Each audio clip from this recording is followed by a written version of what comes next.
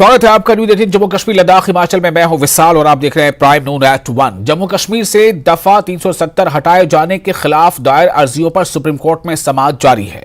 Supreme court में article 370 से मुतालिक दरख्वास्तों की आज तीसरी समाअत जारी है। चीफ जस्टिस DY चंद्रचूड़ की सरबराही में 5 जजों की आईनी बेंच दलाइल को सुन रही है। दरख्वास्त गुजारों ने आर्टिकल 370 को मनसूख करने के फैसले को चैलेंज किया है। आज सुप्रीम कोर्ट में दरख्वास्त गुजारों के वकील जरह कर रहे हैं। इससे कबल दरख्वास्त गुजार अकबर लोन की पैरवी कर रहे सीनियर वकील कपिल सिब्बल ने दलील दी थी कि आर्टिकल 370 मुस्तकिल शक्ल इख्तियार कर चुका है, पार्लियामेंट इसे मनसूख नहीं कर सकती।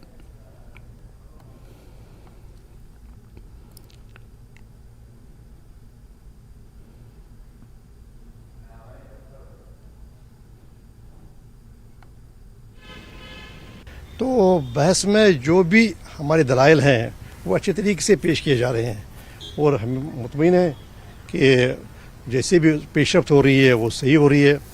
तो जो हमारे इसके बारे में मारूज़ात हैं, जो हमारे दलाइल हैं, उन दलाइल की सुप्रीम कोर्ट समाअत कर रहा है। हमारा ये कहना है कि ये टेम्पररी प्रोविज़न नहीं है बल्कि परमानेंट प्रोविज़न है, एक तारीखी पस मंज़र में। और फिर जो वादे किए गए, जो एक दहानी दी गई, जो कॉन्स्टिट्यूशनल गारंटीज़ थी, उनका हवाला दिया गया और कैसे कॉन्स्टिट्यूंट असम्बली बनाई गई। इस बारे से किसी और स्टेट में नहीं बनाई गई बल्कि सिर्फ जम्मू कश्मीर में इसीलिए बनाई गई थी, इसीलिए वो उसका जो प्रोविजन रखा गया था 370 में। तो ये सारे दलाइल पेश हो रहे हैं और हम मुतमईन हैं। एक जो दलील दी गई कि दस्तूर साज असम्बली जो जम्मू कश्मीर की थी उसकी सिफारिश के बगैर ये नहीं होना चाहिए था, ये दलाइल दिया गया। अब दस्तूर साज असम्बली की जो मुद्दत है वो खत्म हो चुकी है। जी, बात ये है ना, जो आइन में था, आइन में ये इख्तियार दिया गया था दस्तूर साज असम्बली को, जो स्टेट की थी, वो करती अपना जो भी फैसला करती। उसने फैसला किया हमारी नज़र में उसने फैसला किया नहीं जारी रखना चाहिए और इसकी जो हैसियत है 370 की, वो तो एक परमानेंट हैसियत होनी चाहिए। उसने तो फैसला किया और 370 ने ही उन्हीं को इख्तियार दिया था और उन्हें अपने इख्तियार का इस्तेमाल किया। अभी 5 अगस्त का दिन गुजरा है, तमाम दलीलें भारतीय जनता पार्टी की तरफ से, उनके जो अलाइज पार्टी की तरफ से दी गई कि जम्मू कश्मीर में बहुत सारी तब्दीलियां आई हैं, तरक्की हुई है। कैसी तब्दीलियां?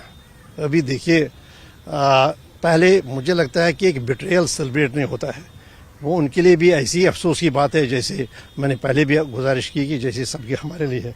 दूसरी बात यह है कि अगर ज़मीन पर कुछ होता तो फिर असेंबली इलेक्शन नहीं होते, फिर हमारे नौजवान क्यों होते हैं आगरे में, अम्बेडकर नगर में, हरियाणा में, बाकी जगह वो क्यों वो कैदबंद की ज़िंदगी गुजारते?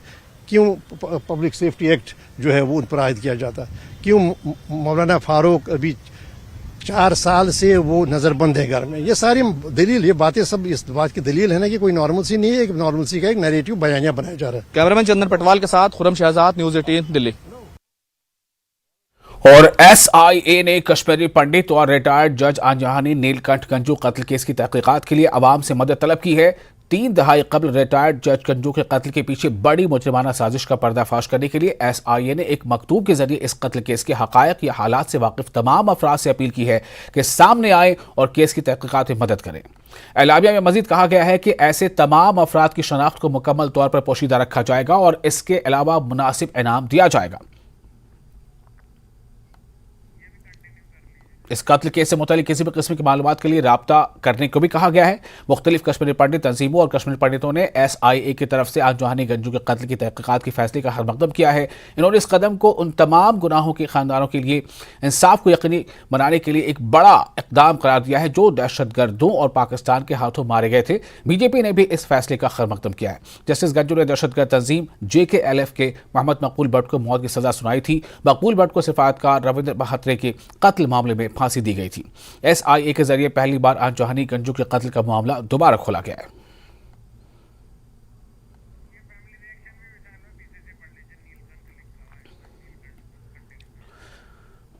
जस्टिस नीलकंठ गंजू के खानदान ने जस्टिस गंजू कत्ल करने के मामले को दोबारा खोलने की मोदी हुकूमत के इक़दाम का खैरमकदम किया है। जम्मू कश्मीर SIA ने मामले की तहकीकात शुरू कर दी है। JKLM के यासिन मलिक और दीगर पर जस्टिस गंजू को कत्ल करने का इल्जाम है। India's government recent decision to revisit the 1989-90 Kashmiri Hindu genocide cases after 34 years evokes a mix of emotions for me. Among these cases, the first one to be reopened is of my beloved grandfather, Justice Neelkant Ganju, who fell victim to JKLF terrorists on November 4th, 1989. This decision has reignited in me a sense of optimism and for my community as well. This optimism had waned over the past 33 years as we longed for people to finally hear, acknowledge, empathize, and grasp the ordeal that we Kashmiri Hindus have gone through. Despite the pain of reopening the old wounds, the underlying hope remains that justice will prevail. It's about time that world paid attention to the atrocities committed on Kashmiri Hindus, on individuals, and on a community at large, categorizing it as a genocide. We have waited too long for justice to be served. I sincerely hope that reopening of Daddy G's case, Justice Neelkant Ganju's case, will be one of the hundreds of cases that will follow and will bring some sense of relief and closure for the families who are waiting for justice to be served. I thank Government of India for this decision and wait to see what it brings for us. It definitely does bring a ray of hope. और परवीन कश्मीर की convener doctor Agnishekhar ने एक जांच commission की तश्कील का मुतालबा किया है जो न सिर्फ कश्मीर में अक़लियतों के तमाम कत्ल केसों की तहकीकात करे बल्कि वादी कश्मीर से कश्मीरी पंडितों के नस्लकुशी की वजूहात का पता लगाए। उन्होंने कहा कि यह अच्छी बात है कि हुकूमत अनजानी गंजू कत्ल केस को दोबारा खोल रही है। जस्टिस नीलकंठ गंजू के कत्ल केस की जो इन्वेस्टिगेशन है अब एसआई करेगा और एसआई ने इस बारे में प्रोसेस भी शुरू कर दिया है। इससे कश्मीरी पंडित खुश दिख रहे हैं, उनको लग रहा है कि अब न्याय मिलेगा। हमारे साथ इस पर बात करने के लिए हैं परम कश्मीर के कन्वीनर डॉक्टर अग्निशेखर। डॉक्टर साहब, किस तरह से आप इस चीज़ को लेते हैं? अब दोबारा एसआई इसकी इन्वेस्टिगेशन करेगा और उन्होंने लोगों से मांगे हैं, सबूत मांगे, कोई अगर कोई इन्फॉर्मेशन हो तो इसको किस तरह लेते हैं? पहली नज़र में तो इसका स्वागत ही किया जाना चाहिए। 34 साल के इतने लंबे इंतजार या डिलेइंग टैक्टिक्स जो स्टेट की थी उसके बाद अब रीओपन हुआ है, एसआईए ने किया है, तो इसका वेलकम किया जाना चाहिए। लेकिन कश्मीरी पंडितों का केस जो है जेनोसाइड का केस है और जस्टिस नीलकंठ गंजू एक कड़ी है, उसकी एक कड़ी है। ये 1500 से ज्यादा कश्मीरी पंडितों का नरसंहार और जेनोसाइड है और होना ये चाहिए था कि जैसे हम कह रहे हैं 35 साल से कि एक इंक्वायरी कमीशन बिठाई जानी चाहिए थी सुप्रीम कोर्ट जज के अध्यक्षता में। वो टलती गई, किसी ने नहीं किया। अब ये जो हुआ है तो इसमें ये लगता है कि first case will be dealt जो नीलकंठ गंजू, तो इससे कोई वो पूरी तसल्ली नहीं है। एक केस अब 34 साल के बाद उठाएंगे, फिर दूसरे केस की और दूसरे अगले 34 साल के बाद टर्न आएगी, ये नहीं है। हम चाहते हैं कि इसका फुल फ्लज्ड, या तो आप एनआईए करते, एनआईए भी नहीं किया। हम आपको कह रहे हैं कि इसकी इंक्वायरी कमीशन बिठाइए और इंक्वायरी कमीशन में नॉट ओनली कि जो मारे गए, कैसे भगाया गया, इस जेनोसाइड के कौन कौन से एक्टर्स हैं, प्लेयर्स हैं, उन सबका एक कच्चा चिट्ठा सामने आता नहीं हुआ है। और हम अभी भी उम्मीद करते हैं सरकार से कि आप नीलकंठ गंजू जी का करिए, उसमें सहयोग भी करेंगे लोग, लेकिन इतना काफी नहीं है। एक को आप उठाएंगे, ये आई वॉश जैसा दिखता है कुछ। आप चाहते हैं इन्वेस्टिगेशन, एक इंक्वायरी कमीशन में पूरी हम 34 साल से चिल्ला रहे हैं कि एक फुल फ्लज इंक्वायरी कमीशन और सिटिंग जो सुप्रीम कोर्ट के जज हों उनकी देखरेख में हो। और केवल इतना ही नहीं जो हम कह रहे हैं कि 1500 से ज्यादा हमारे लोग मारे गए, इतना ही नहीं कि ये कैसे संभव हुआ कि आपने इतनी बड़ी रिलीजियो एथनिक क्लींजिंग की, उखाड़ फेंका, कश्मीरी पंडित को आमूल चूल बाहर खत्म कर दिया। ये इसके कई डायमेंशन हैं। आपने हिस्ट्री के साथ छेड़छाड़ की, आपने हमारी जमीनें हड़पी, आपने हमारे तीर्थ हड़पे, नाम बदले, लोगों को मारा, लोगों की सब कुछ विनाश किया। उस सारे सर्वनाश को लेकर, जैसे जेनोसाइड कहते हैं, जातीय संहार कहते हैं, नरसंहार कहिए, उसको स्टडी करिए। आपने नीलकंठ गंजू को ये किया, हम स्वागत करते हैं, लेकिन नीलकंठ गंजू एक कड़ी है। कैमरामैन आशु के साथ समीर भट्ट, न्यूज़ 18 जम्मू। समाजवादी पार्टी के रुकन पार्लियामेंट शफीकुर रहमान बर्क ने 34 साल पुराना केस हुकूमत की जानिब से दोबारा खोलने के फैसले पर कहा कि इस वक्त मौजूद लोगों को हुकूमत इंसाफ नहीं दे पा रही है, अब मरे हुए लोगों को इंसाफ देगी। उन्होंने कहा कि जानबूझकर पिछली बातें उठाई जा रही हैं, हालात खराब करने की साजिश है। इधर बीजेपी कश्मीर यूनिट के सदर रविंदर रैना ने समाजवादी पार्टी लीडर के बयान को शर्मनाक करार दिया। रैना में महबूबा मुफ्ती को भी निशाना बनाया और कहा कि ऐसे सियासतदान ही वादी में तशद्दुद के जिम्मेदार हैं। तो अब ये पिछली ये बातें जितनी भी की जा रही है, उखेड़ी जा रही है, ये तो हालात बिगाड़ने की बातें हैं, समझ गए ना। ये जानबूझकर, इसका मतलब ये है कि हालात को खराब करने की और ये हालात बिगाड़ने की कोशिश की जा रही है। लेकिन बीजेपी के नेताओं का कहना है कि इससे उन लोगों को न्याय मिलेगा, उन परिवारों को न्याय मिलेगा जिन्होंने अपनों को खोया है।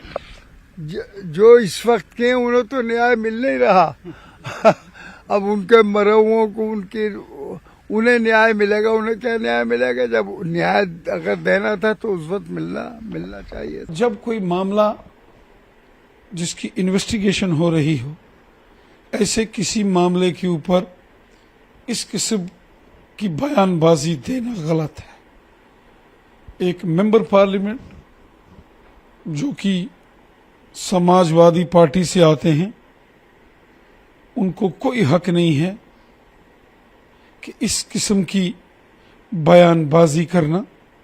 कानून अपना काम करेगा, कानून ने हमेशा अपना काम किया है। हमारे मुल्क का कानून सबसे बड़ा है, लेकिन कभी कभी सियासतदान इश्तियाल अंगेजी करके, जहर घोल के अपने मफाद के लिए राजनीतिक रोटियां सेकते हैं। ये नहीं होना चाहिए।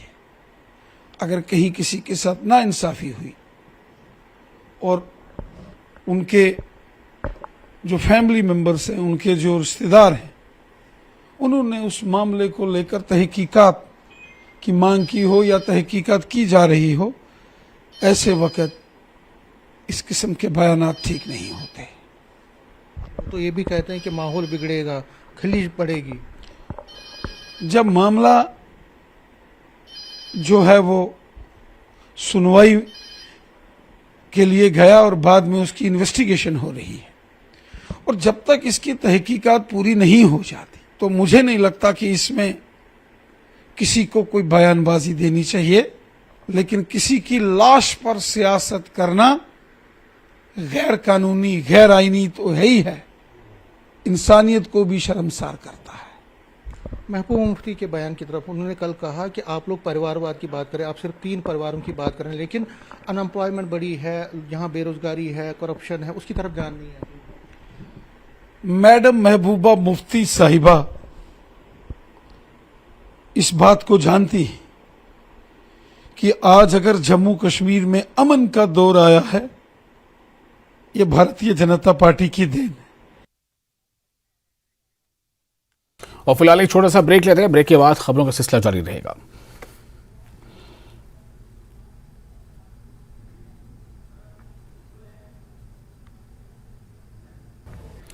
ब्रेक के बाद एक बार फिर आपका स्वागत है न्यूज़ 18 जे के लिए। पर आप देख रहे हैं प्राइम नून एट 1। जम्मू कश्मीर कांग्रेस ने 1989 में आजाने नीलकंठ गंजू के कत्ल के पीछे साजिश के तहकीकात के फैसले का खैरमकदम किया है। पार्टी के चीफ तर्जुमान रविंदर शर्मा ने कहा है कि पुलिस को दीगर तमाम कत्लों की भी तफ्तीश करनी चाहिए। उन्होंने इस हवाले से न्यूज़ 18 के साथ बातचीत की।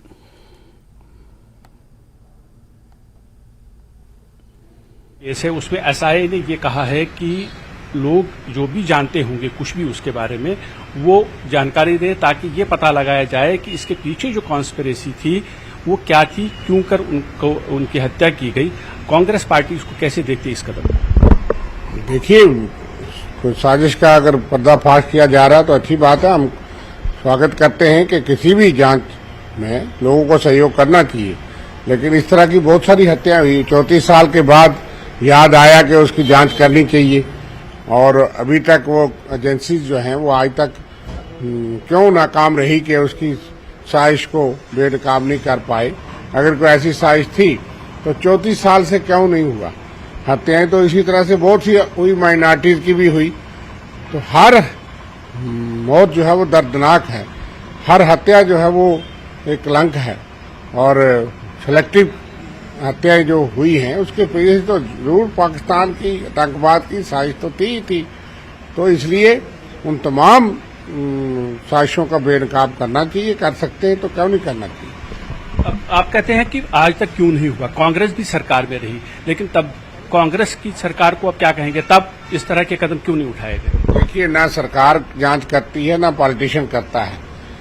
वही ऑफिसर वही मशीनरी उस वक्त भी थी, वही मशीनरी आज भी है। 9 साल से ये भी है और बीच में बीजेपी और भाजपा की सरकार भी थी। अगर आप उंगलियां उठाने लगेंगे तो हर पे उंगली आ जाती है। तो क्या कांग्रेस ना आयल थी तो बाकी जो लोग थे वो भी ना आयल थे? तो इसलिए कांग्रेस जो बाकी का सवाल नहीं है। किसी ने कोई पर्दादारी नहीं की है। अब क्या उसमें ट्विस्ट टर्न देना चाहेंगे वो मुझे नहीं पता, लेकिन यह है कि जो निष्पक्ष जांच है वो होनी चाहिए। लेकिन 34 साल तक यही मशीनरी, यही आईपीएस ऑफिसर, यही पुलिस एजेंसी, वही पुलिस एजेंसी जांच कर रही है। इसलिए इसका सियासी मायने निकालना अगर होगा तो मैं समझता हूं कि वो इंसाफ नहीं होगा। लेकिन अगर सही मायने में आप उसकी जांच कर रहे हैं तो ऐसी और बहुत सी हत्याएं हैं, बहुत से मिनिस्टर्स मारे गए, एमएलए मारे गए। तो हर हत्या मैंने कहा कि उसके पीछे साजिश कोई ना कोई होती है। किश्तवाड़ में किलिंग्स हुई हैं, इस सरकार के दौरान में हुई है, सिलेक्टिव किलिंग्स हुई हैं, कश्मीर के अंदर हुई हैं, उंगलियां उठती रही हैं। कई बड़े बड़े पुलिस ऑफिसर मिलिटेंटों को कैरी करते हुए पकड़े गए हैं। तो तमाम चीजों को बेनकाब करिए, बहुत अच्छी बात है। हम चाहेंगे सच सामने आना चाहिए और किसी को भी किसी भी मकसद से मारा गया, पाकिस्तान और आतंकवादी तो सामने मंसूबा लेकर के खड़े थे, वो हमको मालूम है। अगर और कोई एंगल है तो उन सब चीजों की जांच होनी चाहिए। वही तो सीबीआई करती रही, वो सबसे प्रीमियर इन्वेस्टिगेशन एजेंसी जो है उसको जांच मिलती रही। तो आज एनआईए भी है, अब एसआईए है, तो ठीक है, हम किसी भी ऐसी चीज का स्वागत करेंगे अगर वो बगैर किसी सियासी मोटिव और टारगेट के होगा। और chief secretary doctor Arun Kumar Mehta ने आज कहा कि इस साल यौम आज़ादी के लिए तमाम तैयारियां मुकम्मल कर ली गई हैं और इस साल अजीम उस शान जश्न का इनेकाद किया जाएगा। चीफ सेक्रेटरी ने डिविजनल कमिश्नर कश्मीर विजय कुमार बिधूड़ी और डीसी श्रीनगर एजाज असद के साथ आज बख्शी स्टेडियम का दौरा किया, जहां स्कूली बच्चे 15 अगस्त की फुल ड्रेस रिहर्सल कर रहे थे। चीफ सेक्रेटरी ने यकीन दिलाया कि लाल चौक में ज्यादातर मंसूबे 15 अगस्त तक मुकम्मल कर लिए जाएंगे।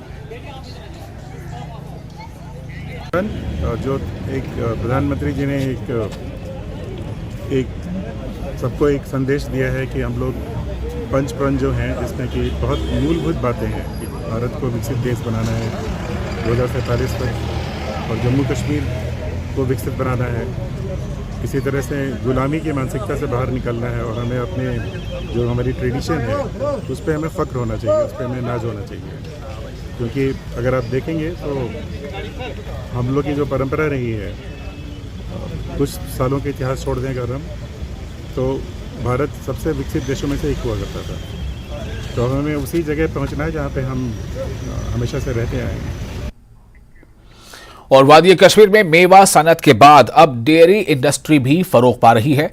पुलवामा को जहां दूध की पैदावार में कलीदी अहमियत हासिल है, वहीं मिल्क प्रोसेसिंग प्लांटों के कायम होने से सनत को बढ़ावा मिलने से मकामी और गैर मकामी अफराद को इस सनत से रोजगार भी हासिल हो रहा है।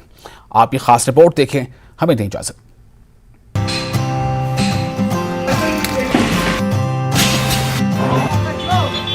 पुलवामा जिले से रोजाना लाखों लीटर दूध की पैदावार होती है।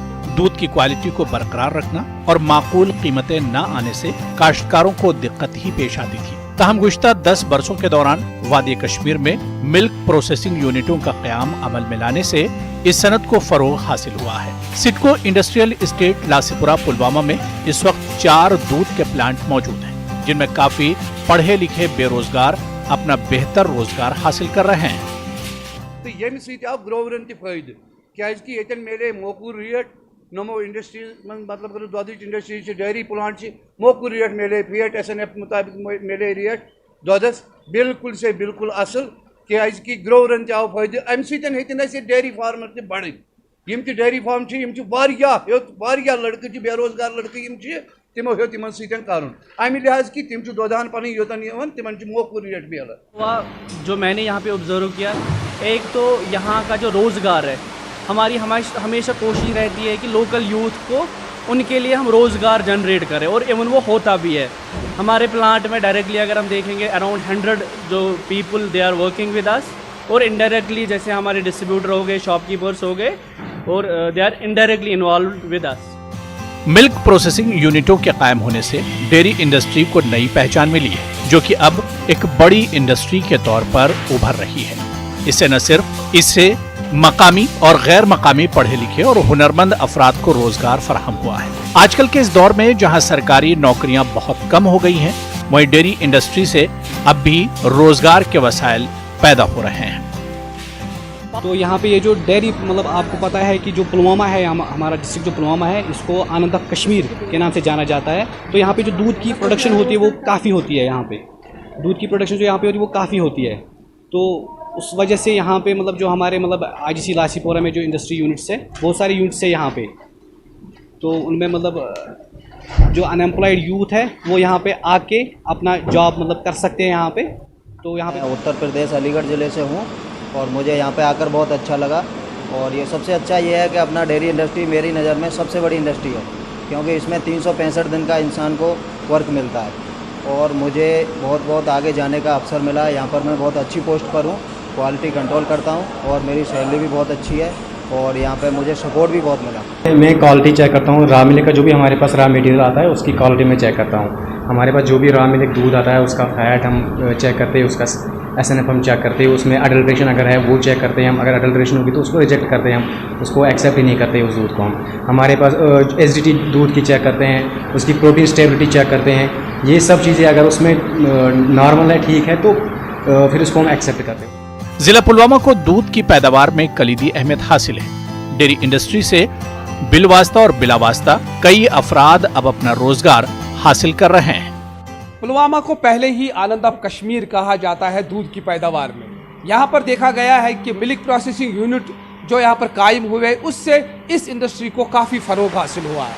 न सिर्फ दूध इंडस्ट्री को, बल्कि जो पढ़े लिखे बेरोज़गार नौजवान हैं उनके लिए अब बेहतर रोज़गार के वसाइल भी पैदा कर रही है ये इंडस्ट्री। बिलाल खान, न्यूज़ 18, पुलवामा।